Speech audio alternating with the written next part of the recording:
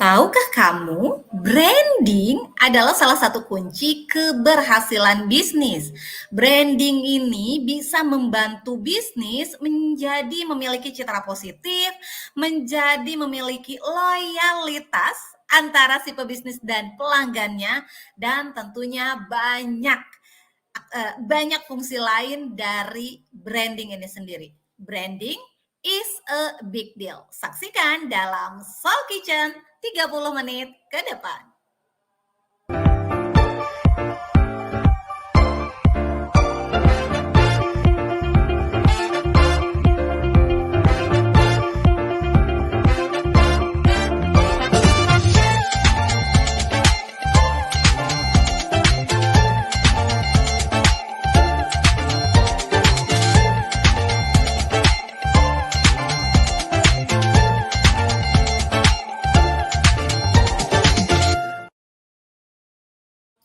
Halo, Assalamualaikum warahmatullahi wabarakatuh. Selamat siang dan salam sejahtera bagi kita semua.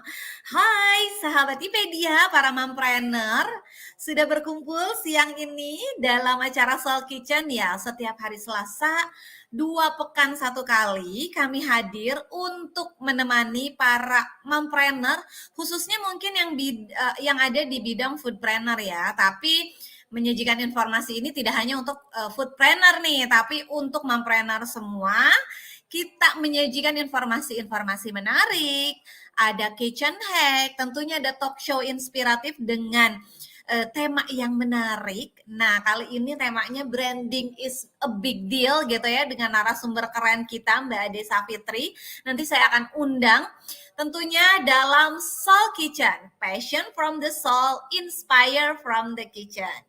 Dan tentunya bersama saya ya, Richa Norma di Ipedia TV. Nah, ngomong-ngomong mengenai Ipedia TV, sudah pada subscribe belum channelnya? Ayo subscribe dulu ya, karena banyak sekali informasi dan program-program baik nih yang disajikan oleh Ipedia TV. Ada sosok baik, ada bisnis baik, ada komunitas baik, ada obrolan baik gitu ya, ada pengalaman baik. Wow, banyak sekali. Langsung aja search YouTube channel Ipedia Berita Baik, langsung subscribe dan nyalakan loncengnya. Untuk di bulan Ramadan, wow, sudah mulai persiapan bulan Ramadan. Bagaimana nih persiapannya? Sudah ada yang menyiapkan food preparation untuk 1 bulan ke depan? Atau sudah membuat menu-menu buka puasa gitu kan ya? Wow, sudah dimulai dari sekarang ya. Nah, kabar baik nih juga dari Ipedia untuk sahabat baik semua. Ipedia akan punya program baru nih di Ramadan. Wow, kalau tahun lalu yang masih ingat, ada yang masih ingat nggak?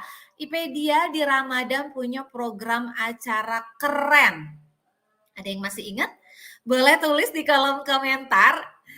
Ya benar, namanya Ramadanpedia. Nah, kalau misalnya di Ramadan kali ini, apakah ada Ramadanpedia batch 2 atau periode kedua, atau ada program baru lainnya nih yang lebih menarik? Kayaknya akan ada kejutan ya di pekan ke depan. Untuk yang mengikuti Instagramnya Ipedia Berita Baik, kita punya juga 2 info kelas. Yang satu adalah info kelas broadcasting for kids.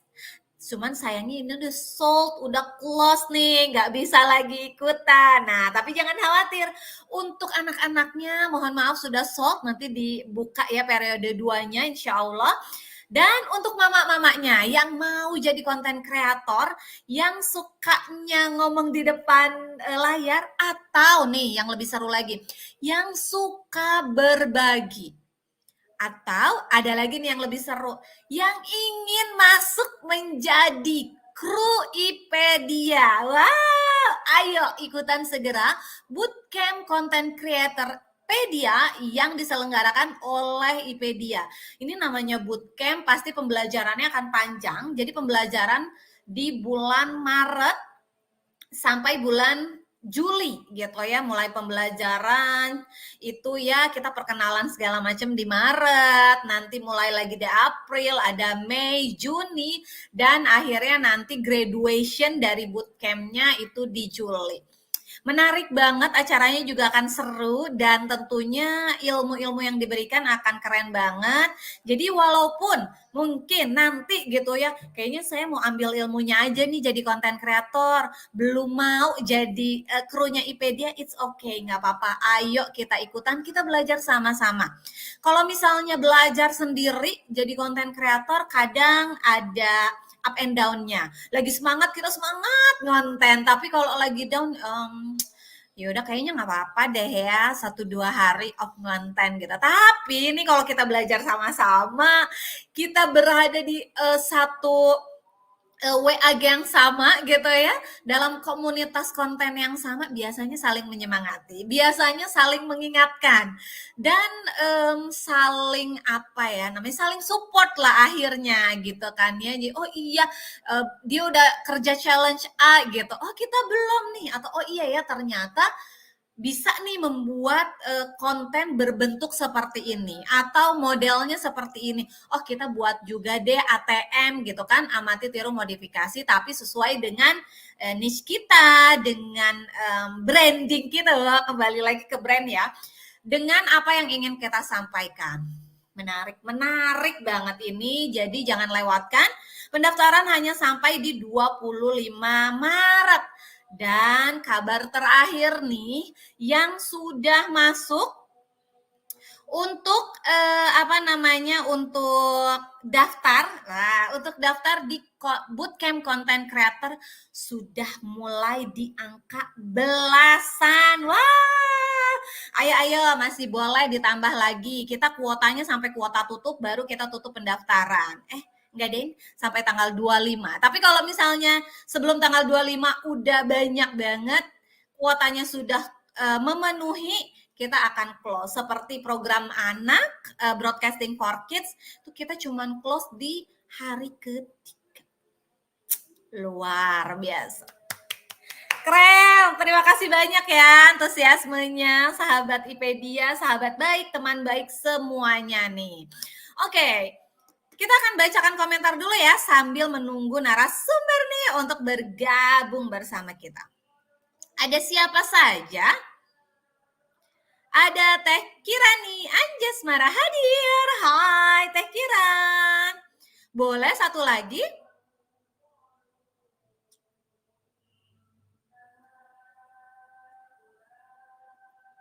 Ada Mbak Widya Sarjana Aryandari. Wah, menarik bootcampnya. Iya, ayo Mbak Wid ikut kita. Oke.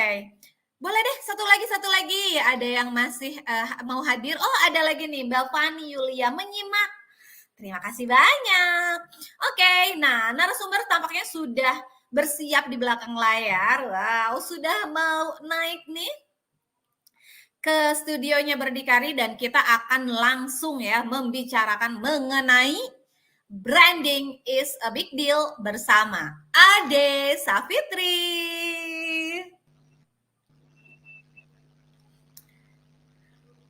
Halo, Assalamualaikum warahmatullahi wabarakatuh. Hai Mbak Ade. Waalaikumsalam. Halo Mbak Rika. Aduh, agak delay nih kayaknya ya. Mohon maaf sebelumnya nih. Delay mungkin sinyalnya.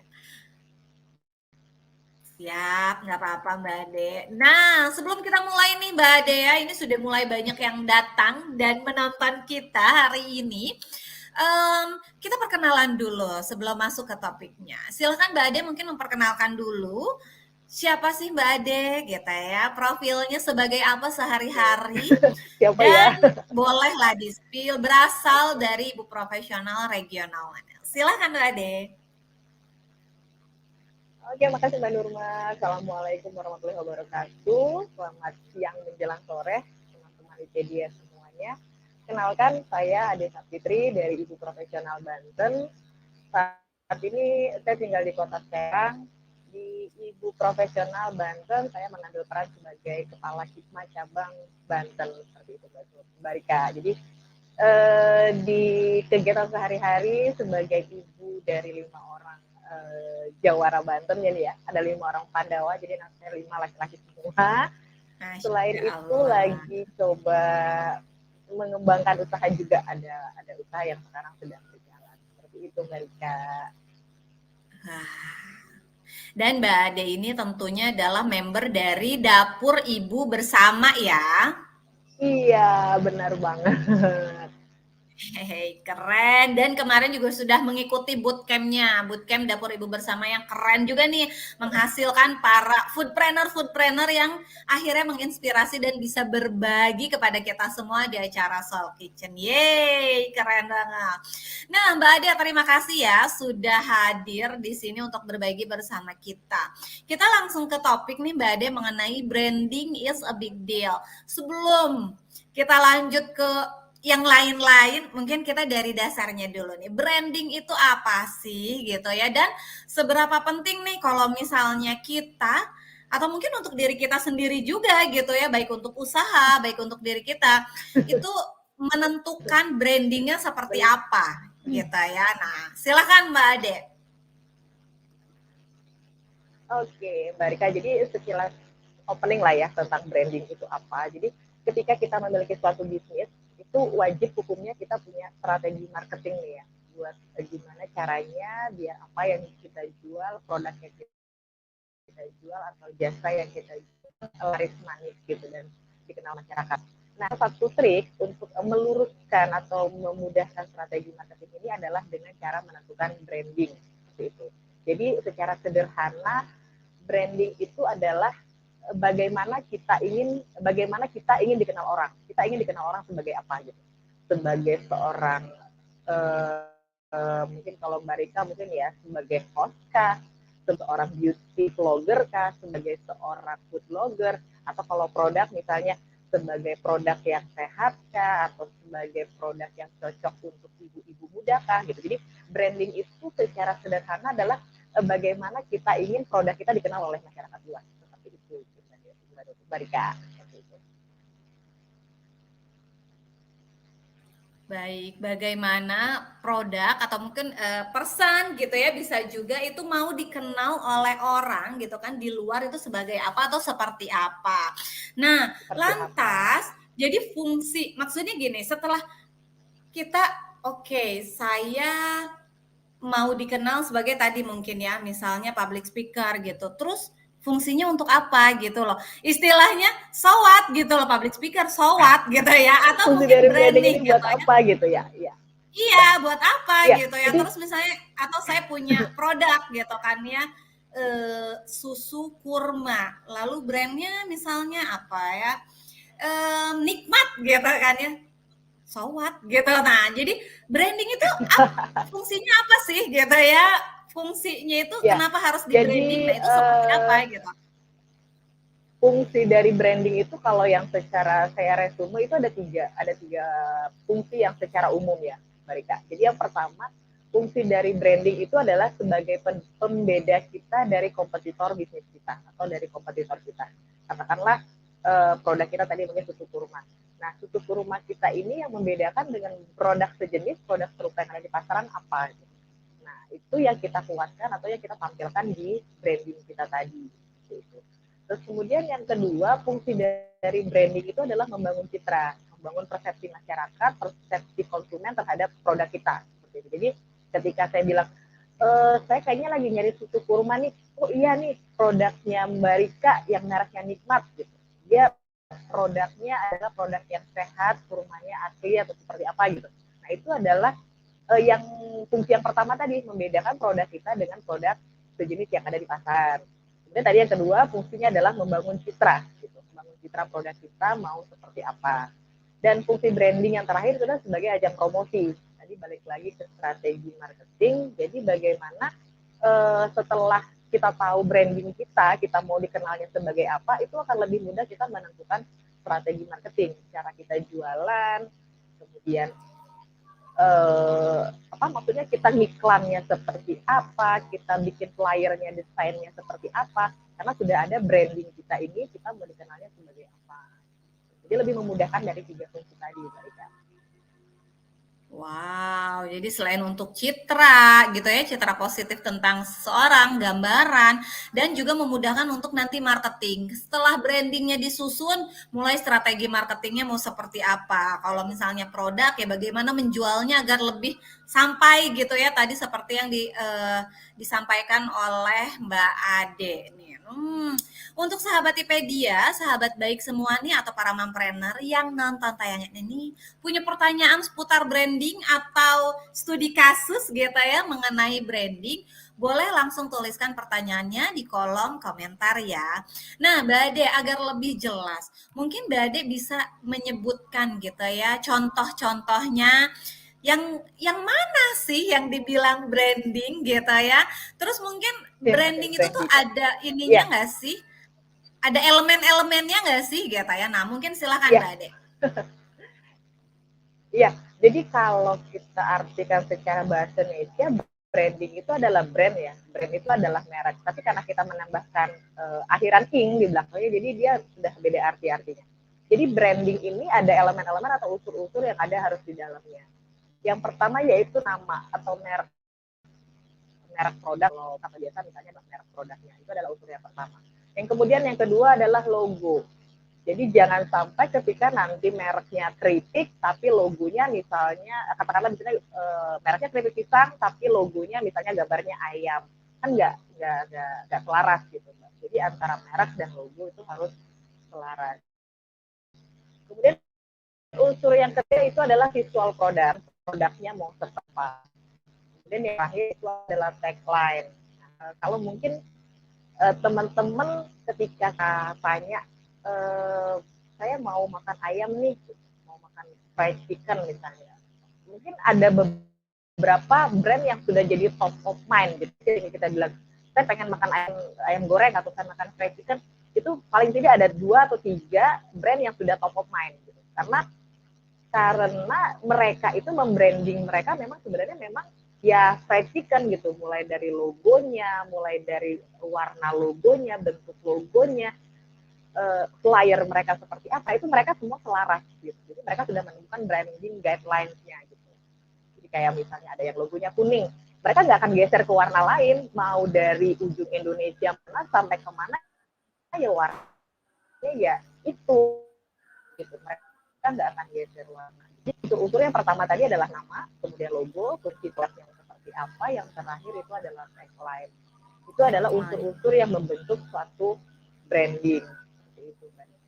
Oke, contohnya tadi ya, misalnya kita mencari gitu kan ya produk ayam crispy gitu ya. Nah, itu atau ayam fried chicken gitu kan. Itu kita sudah ada nih top of mind brandnya itu pemainnya siapa aja. Nah, mungkin itu yang berusaha untuk kita coba bangun juga ya Mbak Ade ya untuk bisnis kita gitu. Bagaimana orang kalau misalnya ingat susu kurma, ingetnya Mbak Rica nih yang punya gitu ya, nikmat gitu. Misalnya seperti itu.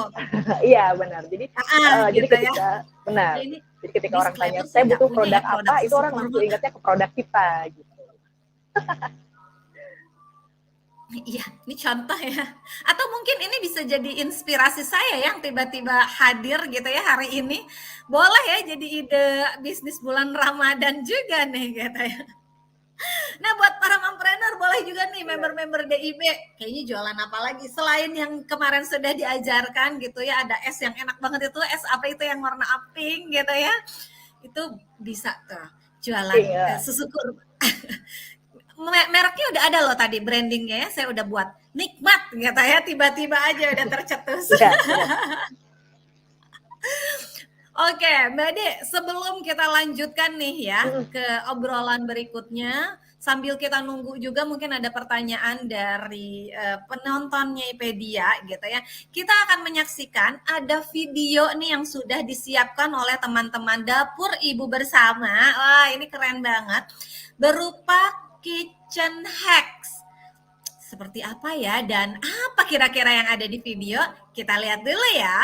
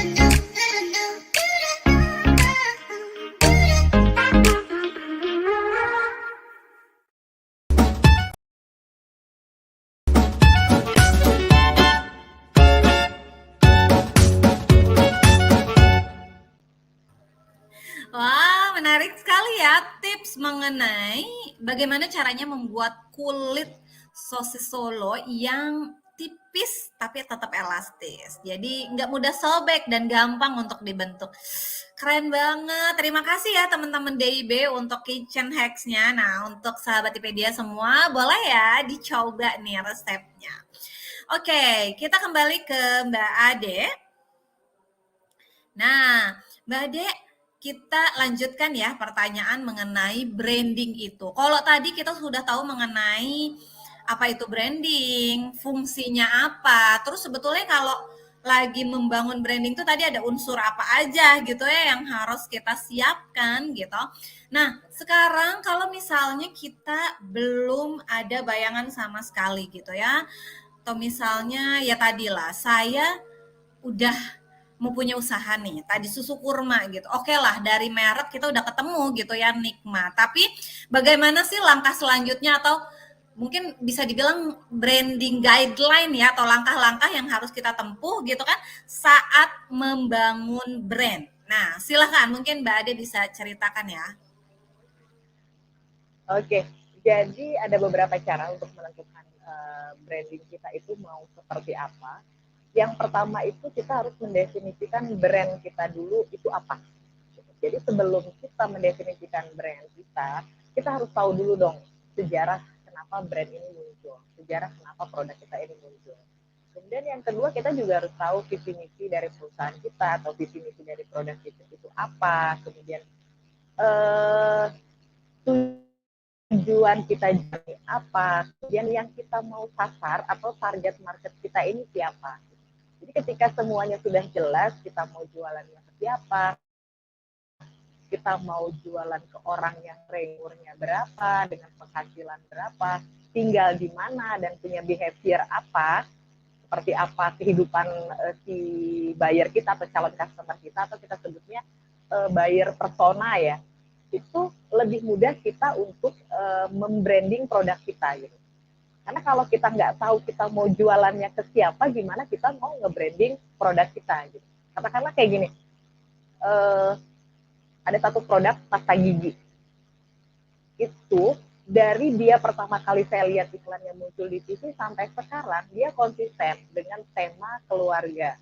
Jadi entah itu di kemasannya kah, entah itu di iklannya, entah itu di flyernya, dia akan selalu bawa tema keluarga. Jadi nggak pernah itu iklan sikat gigi muncul bapaknya doang atau ibunya doang gitu. Pasti dia satu keluarga gitu. Jadi ketika kita sudah tahu, oh ini pasta gigi untuk keluarga, maka yang dia bawa selalu brandingnya keluarga gitu.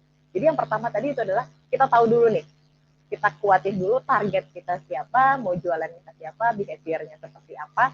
Nah, ketika sudah kuat dulu di satu poin ini, maka untuk berikutnya itu akan lebih enak, Mbak Rika. Jadi baru kita nanti berikutnya itu membuat branding guideline. Nah, kalau branding guideline ini juga ada macam-macam isinya lagi sebenarnya. Jadi branding guideline ini adalah semacam panduan untuk kita untuk membuat satu apa ya, kalau bahasa Jawanya satu pakem lah ya. Jadi walaupun kita ganti desainer, kita ganti percetakan, kita ganti orang tim media, pakemnya udah ada. Dia nggak akan geser dan nggak akan berubah. Seperti itu. Jadi brand guideline itu panduannya adalah yang pertama tadi kita harus tahu dulu sejarah awalnya perusahaan kita apa, kemudian visi misinya apa, latar belakangnya, value-nya yang membedakan kita dengan produk sejenis. Kemudian yang kedua adalah brand message. Kita maunya membawa pesan apa. Jadi kalau kayak satu produk sepatu misalnya, itu kan sudah jelas brand message-nya. Just do it. Apapun itu lakukan aja. Jadi nggak perlu yang lain gitu. Jadi ketika brand message-nya sudah jelas, itu akan selalu dibawa walaupun campaign-nya berubah-ubah, yang dia bawa brand message-nya ya just do it itu gitu. Kemudian style logo, mau bentuknya logonya seperti apa, apakah logonya hanya garis atau logonya ada gambar apanya, itu sudah harus jelas dulu. Jadi ketika kita ganti-ganti kemasan pun logo kita itu tetap logo yang itu aja gitu. Kemudian style logo. Style logo juga sudah harus clear. Jadi ketika misalnya kita desain flyer, ketika kita desain banner, ketika kita desain katakanlah live di YouTube ini logonya mau ditaruh di mana, mau sebesar apa, posisinya di mana, itu sudah harus jelas. Jadi ketika orang ingat, oh ini logonya ini tuh. Kemudian ada lagi itu color palette ya. Nah, color palette. Jadi misalnya kita ada primary color, ada secondary color. Jadi mau ganti desainer, mau ganti admin Instagram, color palette kita ya itu aja gitu, nggak akan geser. Gitu. Kemudian ada banyak sih macam-macam lagi, ada image style, kemudian ada stationery design.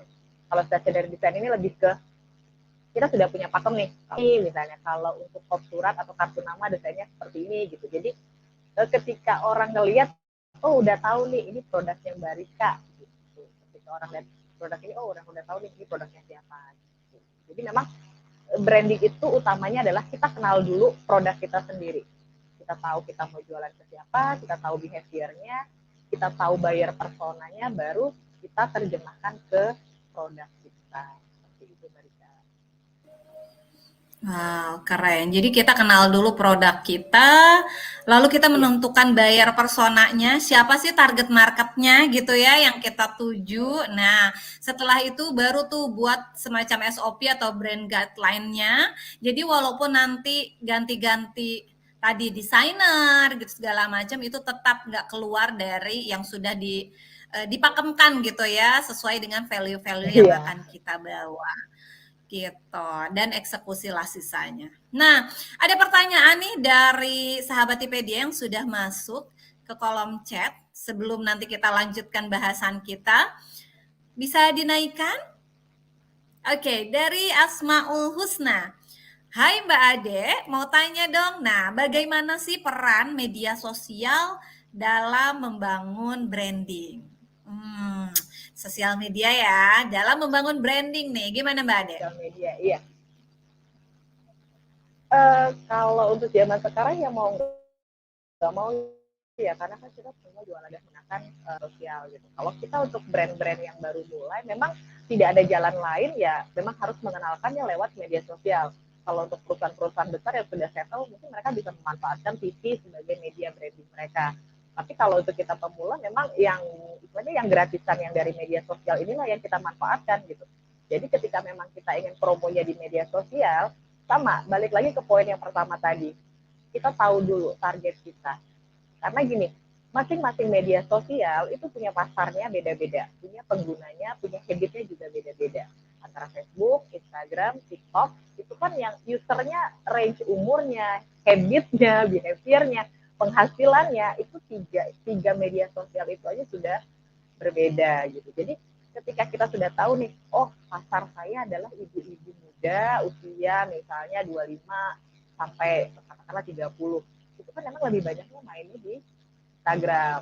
Tapi ketika dia pasarnya sudah 40, 35 ke atas lah, itu kan mainnya biasanya lebih banyaknya di Facebook gitu. Jadi ketika kita sudah tahu habit atau target kita, Bayar kita pesan. lebih enak menentukan tadi branding tadi.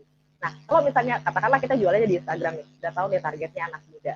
Anak mudanya yang seperti apa gitu? Apakah memang anak muda yang energik atau yang seperti apa? Apakah yang suka olahraga? Apakah yang suka K-pop? Misalnya seperti itu.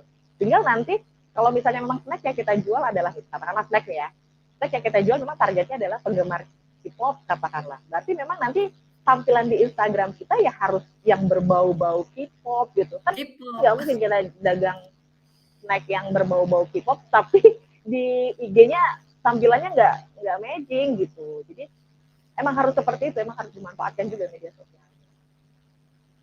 Oke, jadi bisa dimanfaatkan sebagai saluran untuk membangun brand itu tersendiri ya, Media branding, sesuai betul. dengan tadi buyer persona yang Iya, udah kita tentukan di awal untuk produk atau jasa kita atau bahkan untuk pribadi kita sendiri gitu yang kita tawarkan lah personal branding. pribadi ya, Nah, personal branding. Iya, betul. Mbak Ade, ada satu lagi nih. Kalau misalnya kita nge-brand diri kita atau mungkin produk kita, kan nggak langsung, pasti ada proses ya. Ada tahapan-tahapan lah mungkin dalam brand, sehingga produk kita itu akhirnya bisa menjadi pilihan atau tadi ya, top of mind-nya. Nah, kadang kan orang itu pengennya langsung, gimana sih caranya mau jadi top of mind oleh dalam sebuah langsung brand dikenal. gitu ya.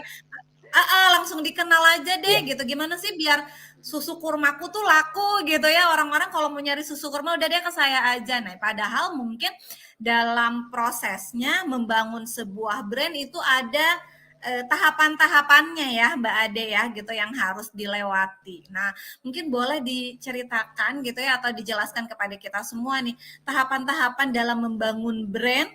Jadi biar kita tahu kayak oh iya ternyata tuh masih kita harus berapa step lagi gitu loh menuju kita dikenal. Nah, gitu. Mungkin bisa mungkin ya Mbak Ade ya dijelaskan mengenai tahapan-tahapan dari branding itu sendiri.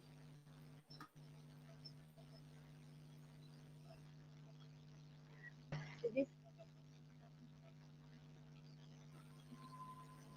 Yes, jadi memang lanjut Mbak. untuk membangun branding itu nggak bisa cepat ya Mbak Rika, bukan proses satu. Betul. Kalau proses membangun branding itu, ya Mbak Rika, Aman. ya. Jadi memang membangun brand itu kan bukan proses cepat ya, memang bukan proses 1-2 hari langsung jadi. Dia memang prosesnya panjang dan memang butuh yang namanya konsisten. Gitu. Jadi ketika setiap hari kita dijejali dengan satu iklan atau dengan satu tampilan yang selalu gampang kita temui, itu akan tertanam dalam pikiran kita gitu. Jadi ketika misalnya katakanlah kita memang jualannya baru sampai seputaran lingkungan kita atau hanya sebatas satu WhatsApp misalnya. Kalau konsisten aja tiap hari kita pasang status dengan theme yang warnanya sama, dengan gambar yang sama, itu akan langsung ingat gitu. Karena saya lupa penelitian dari mana, karena ketika 7 hari aja otak manusia dijejali dengan yang sama itu setiap hari, jadi memang proses branding itu tidak bisa 1-2 hari jadi prosesnya memang proses lama dan konsisten.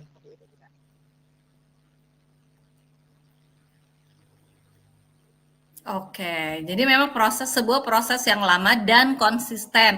Nah, mungkin kadang itu kita konsistennya belum, tapi pengen lihat hasilnya gitu ya. Padahal itu tahapannya banyak yang dilewatin, gitu kan. Baik untuk personal branding maupun branding untuk sebuah brand ya, baik produk maupun jasa yang sedang teman-teman bangun nih, gitu kan, atau sedang teman-teman usahakan. Oke, Mbak De, karena kita sudah 30 menit ngobrol gitu ya. Nah, mungkin Mbak De di akhir sesi ini sebelum kita tutup obrolannya bisa kasih insight mungkin ya untuk kita apa sih yang bisa kita pelajari atau apa sih sesuatu gitu ya yang kita bisa petik dari branding is a big deal ini. Silahkan Mbak De.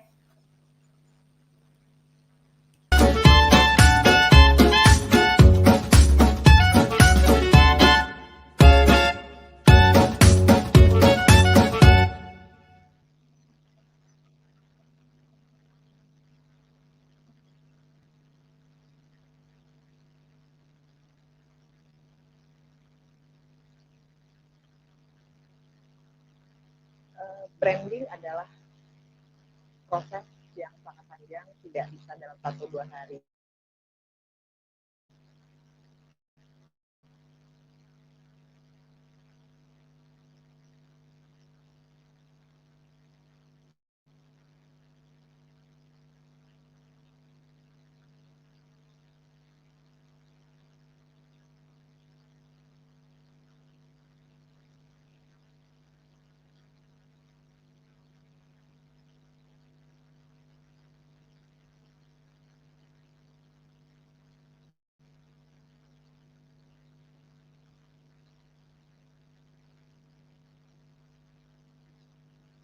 Branding adalah proses konsisten yang harus dilakukan setiap hari. Branding tidak hanya bisa dilakukan dalam 1-2 hari saja, tetapi ketika kita melakukan suatu hal yang konsisten, maka orang-orang akan mengenal produk kita. Sebelum melakukan branding, kenali dulu target market kita, kenali dulu buyer persona kita, maka semua akan lebih mudah untuk membuat sebuah branding guideline.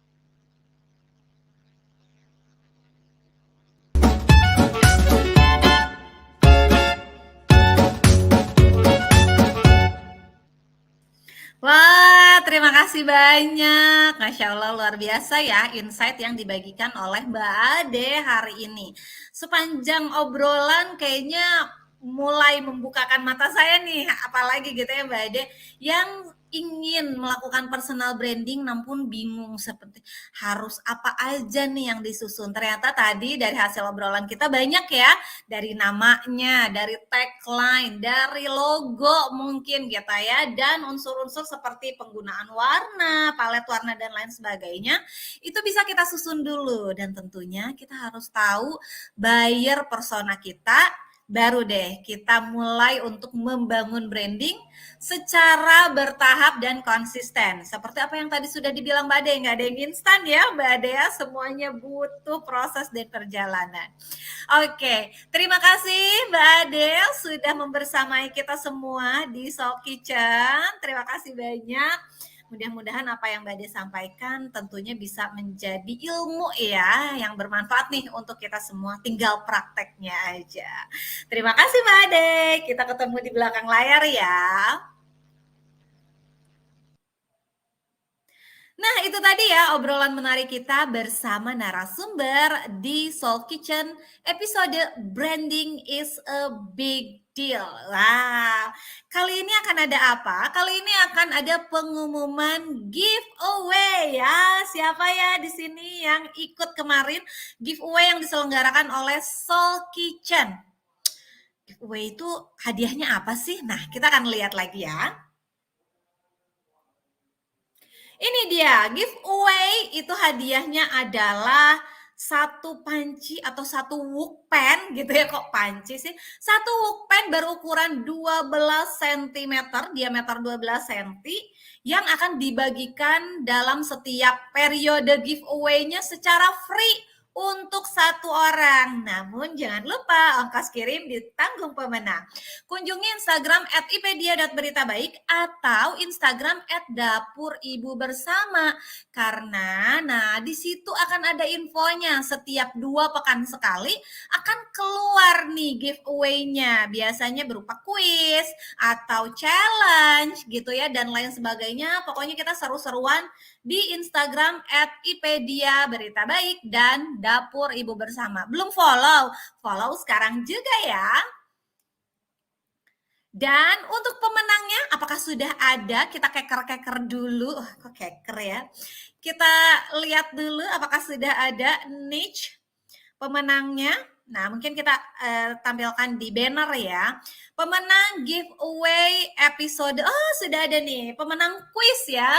Di episode atau periode 1, 2, dan 3. Selamat. Ada nama Q ya. Dapat panci wokpen ya. Ini randomly ya. Kita semua memilihnya berdasarkan undian atau bukan undian ya. Yang mengikuti lalu kita undi lagi gitu ya siapa yang keluar sebagai pemenangnya. Jadi saya juga shock loh. Terima kasih, asik. Saya mau buat tadi kulit sosis Solo dengan wokpen 12 cm ini. Oke, pemenang kuis periode pertama akun Instagram @ricanorma. Untuk periode kedua @hildafadilah2 dan untuk periode yang ketiga yang kemarin nih pekan kemarin keluar kuisnya adalah akun Instagram @pramestaprima. Nanti pengumuman ini juga akan kita post di akun Instagram dan untuk nama-nama atau akun-akun yang telah disebutkan nanti kita tag juga langsung kirimkan alamat lengkap ya, alamat lengkap kepada kami, boleh DM akun Instagram Dapur Ibu Bersama atau @ipedia.beritabaik untuk langsung dikirimkan wokpennya. Wah, siapa mau wokpen? Masih ada yang mau? Nah, masih ada yang mau? Karena ini episode keempat, berarti setelah ini akan ada juga giveaway atau kuis periode keempat. Jadi masih ada nih wokpen yang akan kita bagikan. Jadi pekan depan insya Allah kalau bukan Selasa Rabu kita akan keluarkan kuisnya. Jadi silakan pantengin akun Instagram @ipedia_beritabaik dan Dapur Ibu Bersama dan ikuti ya kuisnya ataupun challenge-nya nanti yang ada di sana. Oke, kita akan lihat dulu Nah, sudah banyak ya yang komentar juga, yang sudah menyimak juga obrolannya dari awal sampai akhir. Terima kasih banyak untuk seluruh sahabat IPedia, para mompreneur yang berkumpul siang hari ini. Terima kasih ya. Mudah-mudahan apa yang kita sampaikan bisa memberikan insight lagi, pembelajaran lagi yang bisa dipraktekkan ke depannya. Nah, karena sudah ada di akhir acara, saya Rica Norma mewakili seluruh kru yang bertugas. Ada Mbak Ade, ada Mbak Una, operator juga ya di belakang layar, ada Teh Kiran juga yang mendampingi kita nih dalam proses live ini. Pamit undur diri ya, sahabat Ipedia. Kita akan jumpa lagi dalam Soul Kitchen episode berikutnya 2 pekan ke depan. Dan jangan lupa ada giveaway-nya di pekan depan di Instagram. Oke, terima kasih untuk menyaksikan Soul Kitchen kali ini. Soul Kitchen, passion from the soul, inspire from the kitchen. Assalamualaikum warahmatullahi wabarakatuh. Dah.